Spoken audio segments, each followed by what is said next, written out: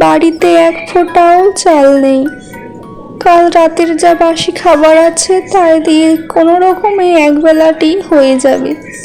কি করে সংসার চলবে কি জানি।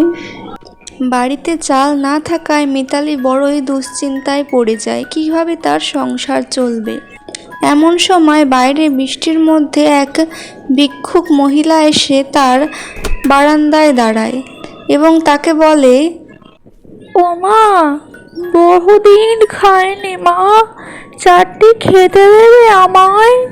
বহুদিন খাইনি, আমাকে চারটি খেতে দাও, তোমার পুণ্যি হবে।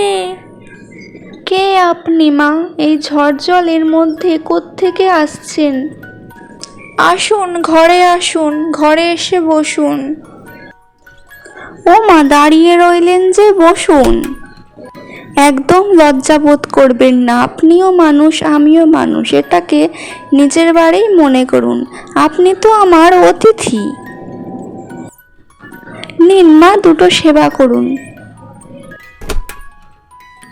এই বলে তারা দুজন একসঙ্গে সকালের খাবার খেতে থাকে।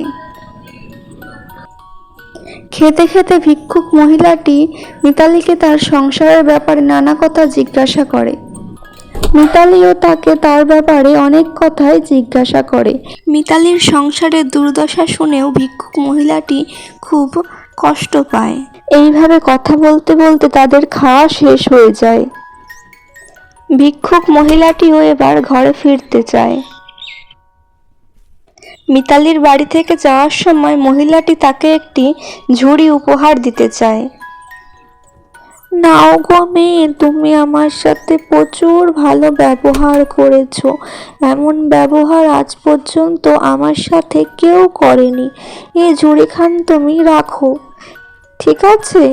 এবার আমি চললুম মা, আবার অন্য কোনো দিন দেখা হবে। আসি তাহলে আজ।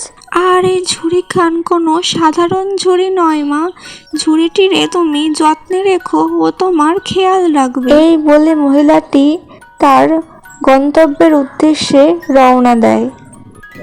মিতালিও তাকে হাসি মুখে বিদায় জানায়। মিতালি ততক্ষণ পর্যন্ত তার দরজায় দাঁড়িয়ে থাকে যতক্ষণ না তিনি বহুদূর চলে যাচ্ছেন। এরপর সে ঘরে বসে তার দেয়া ঝুড়িটা নিয়ে ভাবতে থাকে। মিতালি ঝুড়িটির দিকে তাকায় আর ভাবে, সত্যিই কি ঝুড়িটিতে কোনো জাদু আছে? না হলে উনি এমন কথা কেন বললেন যে ঝুড়িটি তার খেয়াল রাখবে? এরকম নানান নিধি ভাবতে ভাবতে সে ঘুমিয়ে পড়ে। দুপুরে ঘুম থেকে উঠেই মিতালির চোখ চড়ক গাছ হয়ে যায়। এতগুলো স্বর্ণমুদ্রা! এক ঝুড়ি স্বর্ণমুদ্রা দেখে সে আনন্দে নাচতে শুরু করে আর বলে, এই জন্যেই উনি বলেছিলেন ঝুড়িটিকে যত্নে রাখতে। এবার আমার সংসারে আর কোনো অভাব থাকবে না। এতদিনে ঠাকুর মুখ তুলে চেয়েছে। ভিডিওটি ভালো লাগলে সাবস্ক্রাইব করে দিও।